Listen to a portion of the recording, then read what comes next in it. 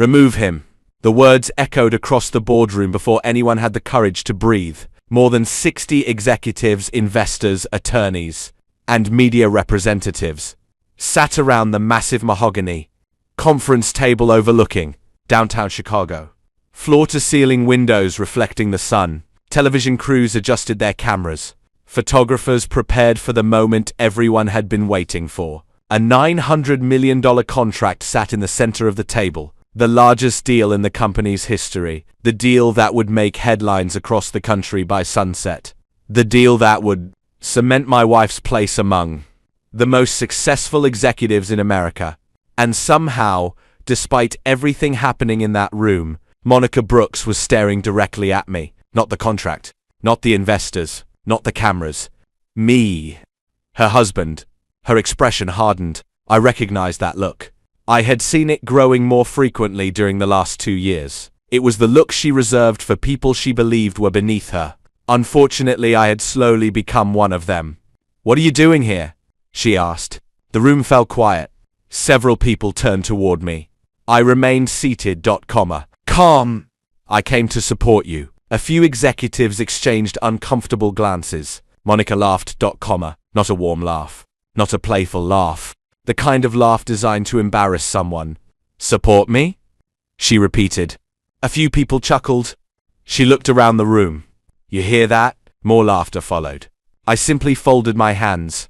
The cameras continued recording. The photographers sensed tension. Several immediately began taking pictures. Monica took a slow step forward. Her white designer suit probably cost more than most people's monthly rent. Every detail of her appearance had been carefully planned. Every detail designed to project power, success, status, control. Then she looked down at my navy suit. The same suit I had worn to dozens of corporate events. The same suit I happened to like. Her eyes narrowed. "You couldn't even buy something new for today." A few people smiled. Others looked away. I said nothing. She continued. "This is the most important day of my career." Her voice carried throughout the room. "The biggest contract this company has ever signed." She paused. Then smiled. "And somehow you still managed to show up looking like you're attending a neighborhood church fundraiser." Several people laughed harder this time. The words didn't bother me. What bothered me was watching the room slowly decide whether they should laugh too. Watching adults follow whoever appeared most powerful. Watching people abandon their principles because it was easier. Monica turned toward the executives. "You know what amazes me?" Nobody answered.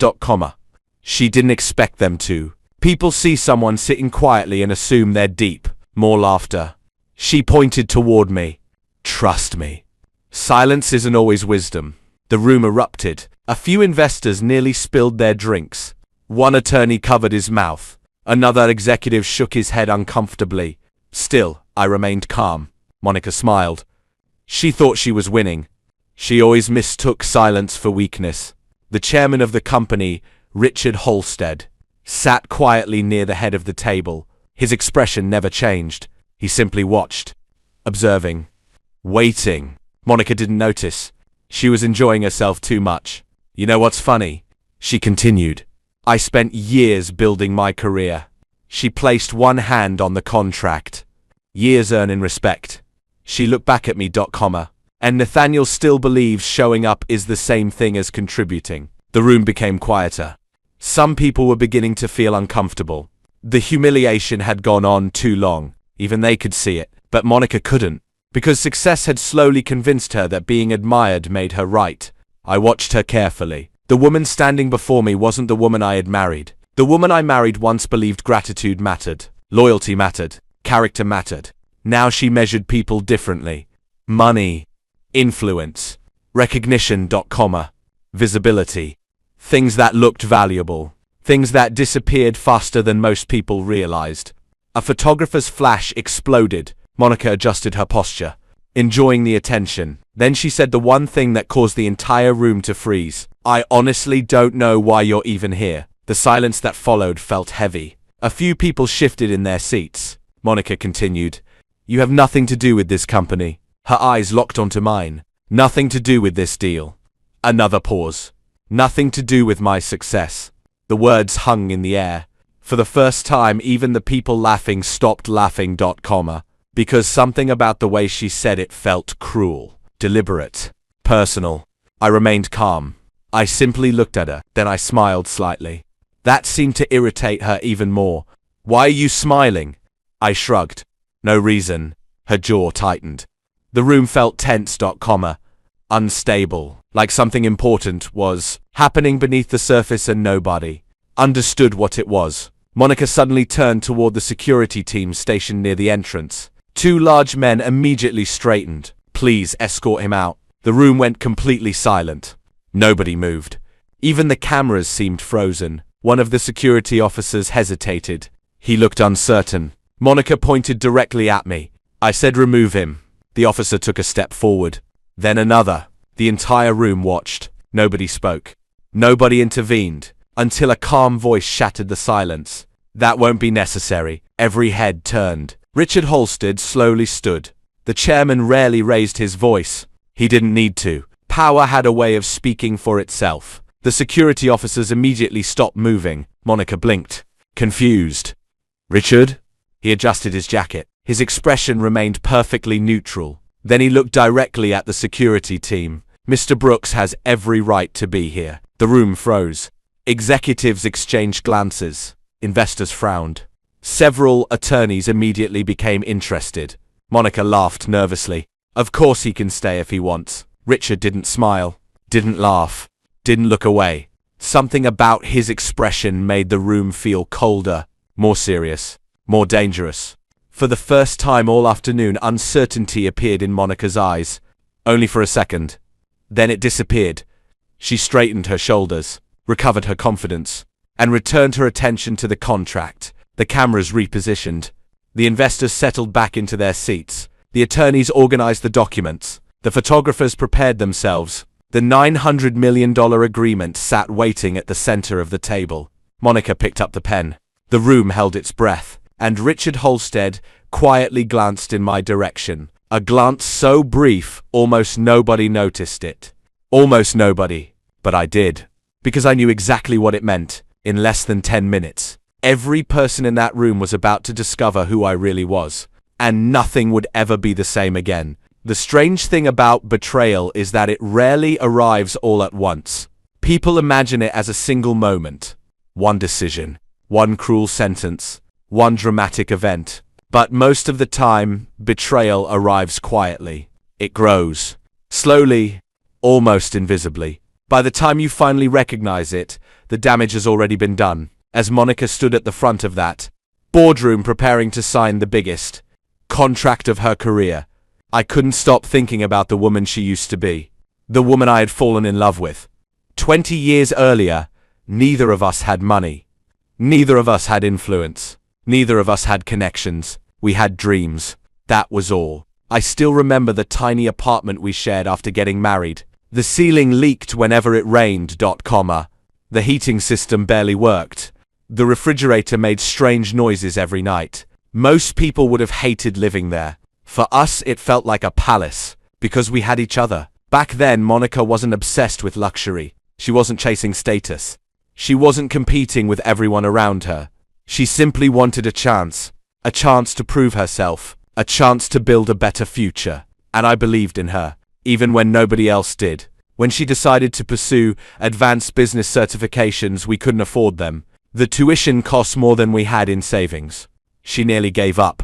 I refused to let that happen. So I worked 2 jobs. During the day, I managed operations for a logistics company. At night, I drove delivery routes across the city. Some weeks I barely slept. But every paycheck went toward her education. I never considered it a sacrifice. I considered it an investment in someone I loved. Years later, she would stand in boardrooms negotiating contracts worth hundreds of millions. But very few people knew where that journey began. It began with exhaustion. It began with sacrifice. It began with 2 people sharing a dream. I still remember the night she received her first promotion. She came running into our apartment carrying a letter. Her hands were shaking. Tears streamed down her face. I got it. I laughed. Pulled her into my arms. Spun her around the kitchen. For nearly an hour, we celebrated with cheap takeout and sparkling water because we couldn't afford champagne. At one point, she grabbed my hand, looked directly into my eyes, and said something I never forgot. "One day we're going to look back at this and laugh." I smiled. She continued, "And when success comes, we'll enjoy it together." Together. That word used to mean something. Over the years, I helped her prepare for interviews, stayed awake reviewing presentations, listened to speeches, practiced negotiations, corrected documents, encouraged her after failures, celebrated her victories. When she doubted herself, I reminded her how capable she was. When she wanted to quit, I pushed her forward. When others criticized her, I stood beside her. Not because I expected anything in return, because that's what partners do. At least that's what I believed. The first signs of change appeared after she became a senior executive. The difference wasn't dramatic, not at first. Small things. Subtle things. Easy to ignore. One evening we attended a networking event. I wore a suit I liked. Simple. Professional. Comfortable. Monica looked me over and frowned. "You're wearing that?" I looked down. "What's wrong with it?" She sighed. "It's just not the image." The image. That was the first time I heard her use that phrase. I laughed it off. She didn't. As her career continued rising, that phrase became increasingly common. "It's not the image. That's not the image. We need a better image." At first she was talking about branding, marketing, corporate positioning. Eventually she started talking about people, including me. One evening she spent nearly 30 minutes criticizing the watch I wore. Another time she complained about my car, then my haircut, then my shoes, then my hobbies. Nothing was ever directly insulting, just enough to make her point. Enough to remind me that I no longer fit the world she was entering. The higher she climbed, the more she seemed to resent anything ordinary, including the man who had helped her get there. At business dinners, she often interrupted me. At charity galas, she introduced me as an afterthought. At networking events, she left me standing alone while she spoke to executives. People noticed. I noticed. But I said nothing, because I kept hoping the woman I married was still there, hidden beneath the pressure, hidden beneath the ambition, hidden beneath the success. For a long time I convinced myself things would improve. Then something happened that changed my perspective. We attended an industry conference in New York. Hundreds of executives were present. Investors, CEOs, board members. Monica was excited. She spent weeks preparing. As we entered the venue, a group of senior executives approached us. One of them immediately extended his hand, but not toward Monica, toward me. "Nathaniel, good to see you again." The man smiled warmly. Several others greeted me the same way. Monica looked confused. After they left, she turned toward me. "How do you know those people?" I shrugged. "We've met before." She stared at me. "Where?" "Various places." She frowned. The answer irritated her. I could tell, but she quickly dismissed it, just like she dismissed everything else. A few months later, another incident occurred. A luxury gift basket arrived at our house. It came from a CEO Monica desperately wanted to meet. Inside was a handwritten note, thanking me for my guidance. Monica read it twice, then 3 times. "What exactly did you help him with?" I smiled. "A business decision." "What business decision?" "Just a business decision." She rolled her eyes. For her, the explanation wasn't enough. But instead of becoming curious, she became dismissive. She convinced herself the answer couldn't possibly matter. That was the problem. She stopped looking deeper. She stopped asking questions. She started assuming. Assuming she knew everything. Assuming she understood everyone. Assuming success made her perspective correct. Meanwhile, my own responsibilities continued growing. Private meetings, confidential calls, investment reviews, strategic decisions, most of which I handled quietly, most of which nobody knew about, exactly how I preferred it. Recognition never interested me. Results did. Impact did. Character did. Things that lasted longer than applause. Things that survived after titles disappeared. Unfortunately, Monica had begun believing the opposite. Then came the conversation I still remember more clearly than any other. It happened 6 months before the contract signing. We were sitting in our living room. The house was quiet. The city lights glowed beyond the windows. Monica had just returned from another business trip. She looked exhausted, frustrated, distant. For nearly an hour we barely spoke. Then finally she broke the silence. I think we've become different people. I looked at her. What makes you say that? She hesitated. Only briefly. Then she said it. I've outgrown you. The words landed harder than she realized. Not because they were angry, because they were honest. Karma. At least honest from her perspective. For a moment neither of us spoke. Then I asked a simple question. Do you really believe success determines someone's value? She stared at me. Then slowly shook her head. No. I waited. She continued. It reveals it. The room became silent. I remember looking at the woman sitting across from me, trying to find the person I once knew, trying to find the woman who used to dream beside me, the woman who once promised we would enjoy success together. Instead, I found someone else. Someone who measured worth differently. Someone who had forgotten where she came from. Someone who no longer saw me at all. A few moments later, she stood, grabbed her bag, and walked away, without another word, without looking back, without realizing she had just broken something that might never be repaired. Months passed. The distance between us continued growing. Then the phone call arrived. The call that would change everything. It came late in the evening. Private number. I already knew who it was before answering. Good evening, Richard. The chairman's voice came through the speaker. Calm. Controlled. Nathaniel. I walked toward the window overlooking the city. What can I do for you? There was a brief pause. Then Richard spoke. Everything is ready. The lights of downtown Chicago stretched across the darkness below. Countless people living their lives, unaware of what was about to happen, unaware that years of secrets were approaching their final chapter. Richard continued. The board approved the final documents. I nodded. Good. Another pause. Then the words that would echo in my mind all night. Tomorrow changes everything. For several seconds I simply stared through the glass, watching the city below, thinking about Monica, thinking about the promises we once made, thinking about everything that had brought us to this point. Then I quietly answered, I know. And for the first time in years I wondered whether the truth would set us free, or destroy what remained of our marriage forever. The room felt different after Richard's phone call, not because anyone else sensed what was coming, because I did. As I sat quietly near the back of the boardroom, watching Monica prepare for the signing ceremony, I realized something surprising. I wasn't nervous. I wasn't angry. I wasn't even interested in proving anyone wrong. I was simply tired.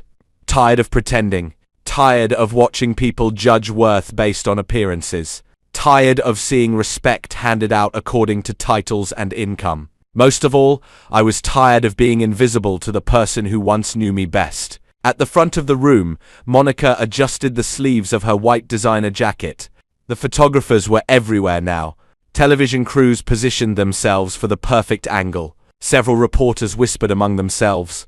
Everyone wanted to witness history. A $900 million agreement didn't happen every day, especially not one that had taken nearly 4 years to negotiate. The energy in the room felt electric, excited, victorious. Monica loved every second of it.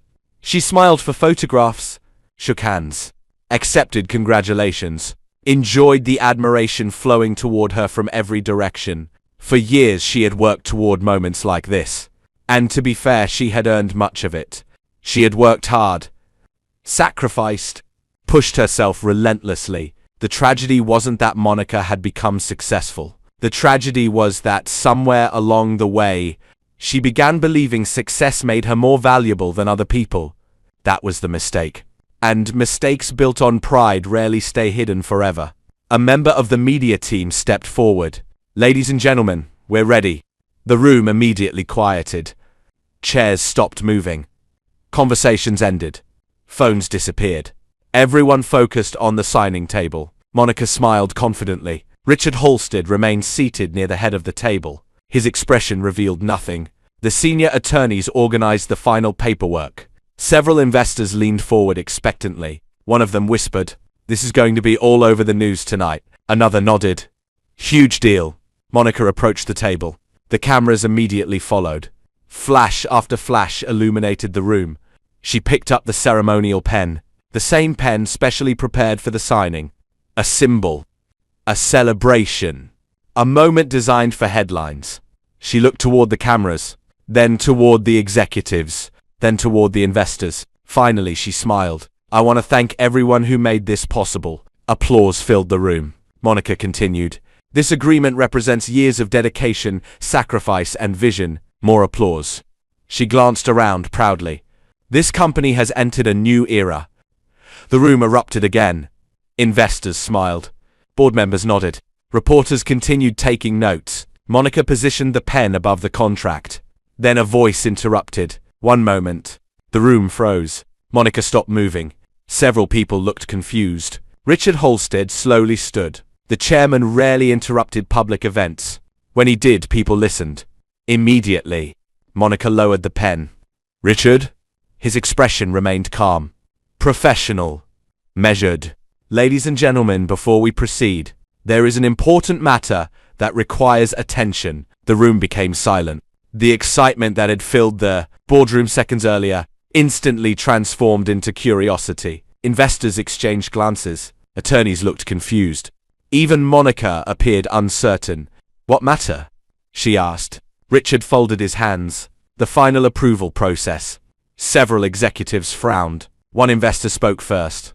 I thought approval was already complete. Richard nodded slowly. It is. The investor looked confused. Then what's the issue? A brief silence followed. Then Richard answered. There is one signature still required. Whispers immediately spread throughout the room. One signature. Several attorneys began reviewing documents. Others looked toward the board members. Monica frowned. I don't understand. Richard calmly continued. Company policy requires final authorization from the controlling owner before any transaction of this size can be completed. The room became noticeably quieter. Monica blinked. The controlling owner. Richard nodded. Correct. A board member shifted uncomfortably. One investor raised an eyebrow. Several reporters immediately started writing. Something unexpected was happening. Something none of them knew. Monica looked genuinely confused now. I thought ownership was divided among shareholders. Richard remained calm. It is. Another pause. However, one shareholder maintains controlling authority. The room exploded with whispers. People began talking over each other. Questions appeared everywhere. Who? When? How? Several executives looked stunned. Others appeared concerned. Monica laughed nervously. Well, whoever they are, let's get them on the phone. A few people chuckled. Richard didn't. Instead, he looked toward the entrance, then spoke quietly. That won't be necessary. The room fell silent again. Every eye followed his gaze. The boardroom doors opened. A man entered carrying several thick black binders. Michael Carter, lead corporate counsel. The moment he walked inside, the atmosphere changed. Even the reporters sensed it. Something serious was happening. Michael approached the front of the room. Without speaking, he placed the binders on the conference table. The sound echoed throughout the silence. Monica stared at the documents. What is all this? Michael looked toward Richard. Richard answered, evidence. The room became still. Completely still. Richard slowly turned toward the audience. Ladies and gentlemen, many years ago this corporation underwent a restructuring process. Several board members nodded. They remembered. Richard continued. At the time, a private investment group acquired controlling interest. Confused expressions spread throughout the room. Some executives clearly had no idea what he was talking about. Others seemed to be realizing something. Monica crossed her arms. Richard, what does this have to do with today's signing? Richard looked directly at her. Everything. The answer landed heavily. Even Monica stopped speaking. Richard walked toward the binders, opened one, removed several documents, then held them up. The controlling owner has approved every major acquisition. Page. The controlling owner financed multiple expansion projects.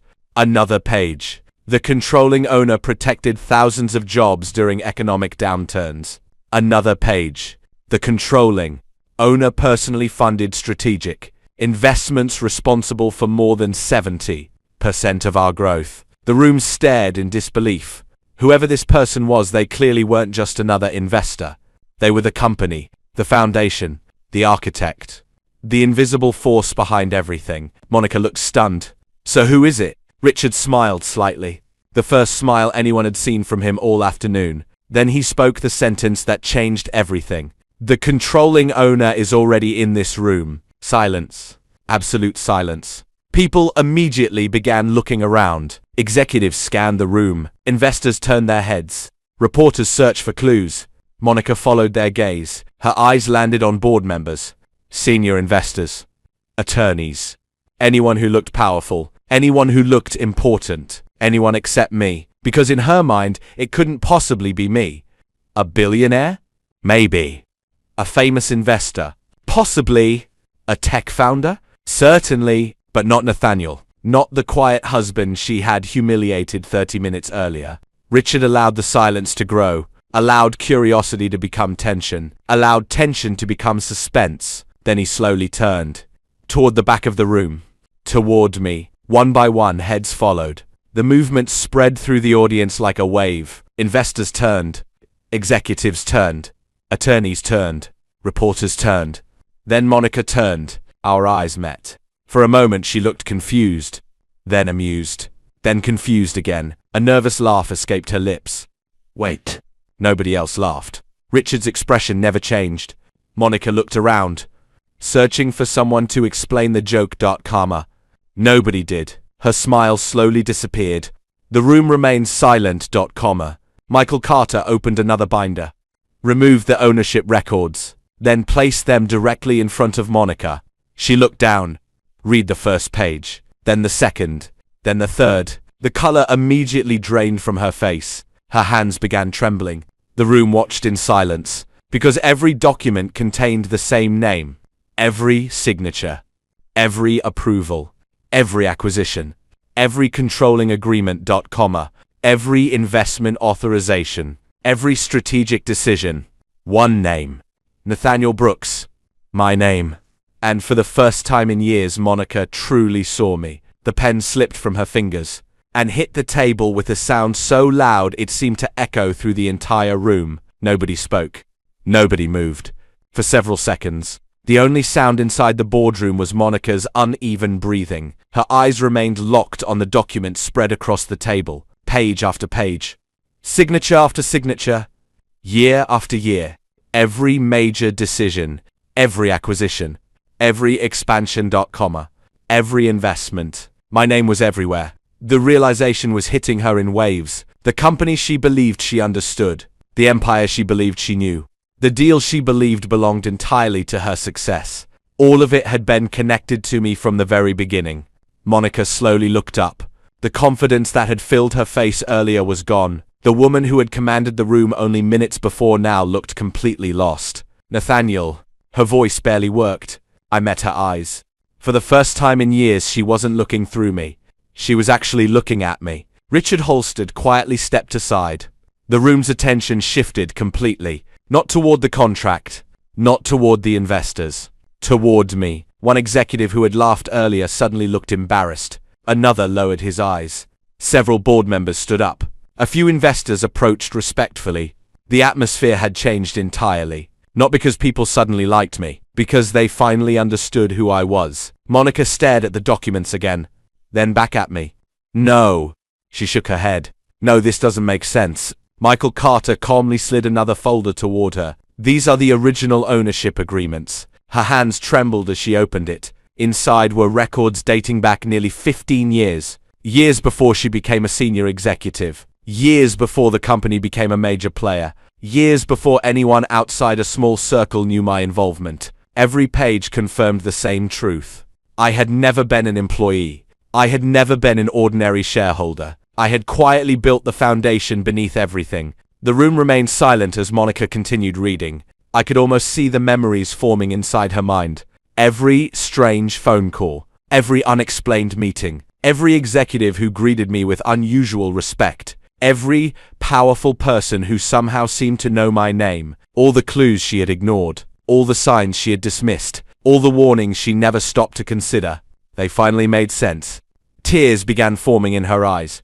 Not because of the money, not because of the ownership, because she realized something far more painful. She had spent years judging a man she never truly understood. A reporter finally broke the silence. Mr. Brooks, are you saying you've been the controlling owner this entire time? I nodded. Yes. The room erupted. Questions came from every direction. Camera flashes exploded. Reporters rushed forward. Investors began talking over one another. Several executives looked completely stunned. Richard allowed the chaos to continue for a moment before raising his hand. The room gradually settled. Then he spoke. For more than a decade, Nathaniel Brooks has chosen to remain private. He looked around the room. Many people assume leadership is loud. He paused. They assume power demands attention. His eyes shifted toward me. Mr. Brooks proved otherwise. Several board members nodded. One elderly investor smiled. I've worked with Nathaniel for 8 years. He looked directly at Monica. And I've never met anyone more committed to protecting people than him. The room grew quiet again. Monica lowered her eyes. The shame was visible now. Painfully visible. She slowly stood. Then turned toward me. The cameras immediately focused on her. Nathaniel. Her voice cracked. I didn't know. I remained calm. I know. Fresh tears appeared. I swear I didn't know. I nodded. I know that too. The room watched carefully. Nobody wanted to miss what happened next. Monica took a step closer. Then another. I was wrong. The words came out slowly. Painfully. I was arrogant. Silence. I judged you. Another silence. I treated you like you were less than me. The room remained completely still. Then she said the one thing nobody expected. I forgot who stood beside me when I had nothing. Her voice broke completely. Years of pride seemed to collapse all at once. For a moment nobody spoke. Then I finally stood. Every eye followed me. Every camera focused on me. But none of that mattered. The only person I was looking at was Monica. The woman I had once loved more than anything. The woman who had slowly stopped seeing me. I never cared about the recognition. My voice remained calm. Steady. I never cared whether people knew what I owned. The room listened carefully. I never cared whether strangers respected me. I paused, then looked directly into Monica's eyes. But I cared whether you did. The words hit harder than any speech. Harder than any accusation. Harder than any act of revenge. A tear rolled down Monica's face. The room remained silent. Because everyone understood the truth. This was never about money. Never about power. Never about ownership. It was about respect. The one thing success could never buy. I continued. When we were young, we promised we'd face life together. Monica lowered her head. I remember. I didn't need you to admire me. Another pause. I only needed you to remember me. The tears came freely now. Not only from Monica. Several people in the room looked emotional. Even some reporters stopped writing. The truth had become impossible to ignore. Success hadn't destroyed our marriage. Pride had. Richard finally stepped forward. The contract is ready. The words brought everyone back to reality. The $900 million agreement still waited on the table. The deal that had started everything. Michael Carter placed the document in front of me. I picked up the pen. The same pen Monica had dropped earlier. The room watched, completely silent. Then I signed. The cameras flashed.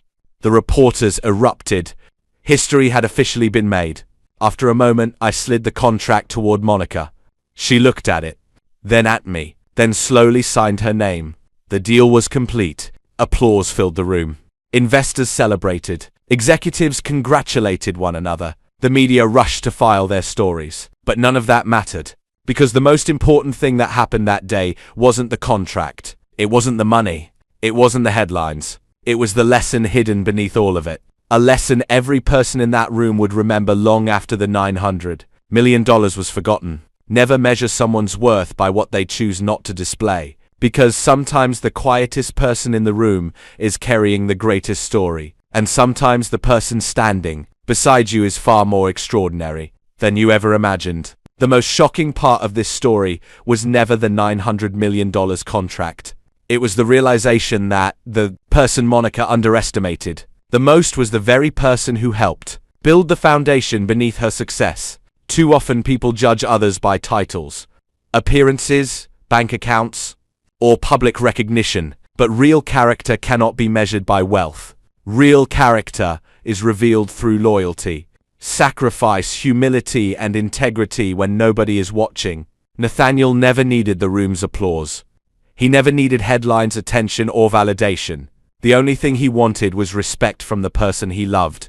Sadly, many people don't recognize true value until they are faced with the consequences of overlooking it. Remember this: success can open doors, but character determines what happens after they open. Money can buy influence, but it cannot buy loyalty. Titles can command attention, but they cannot command genuine respect. If this story taught us anything, it's that the people standing quietly beside us today may be carrying greatness we cannot yet see. Never underestimate. Never forget those who helped you rise. And never allow success to make you blind to the value of others. Because in the end, character will always outlive wealth.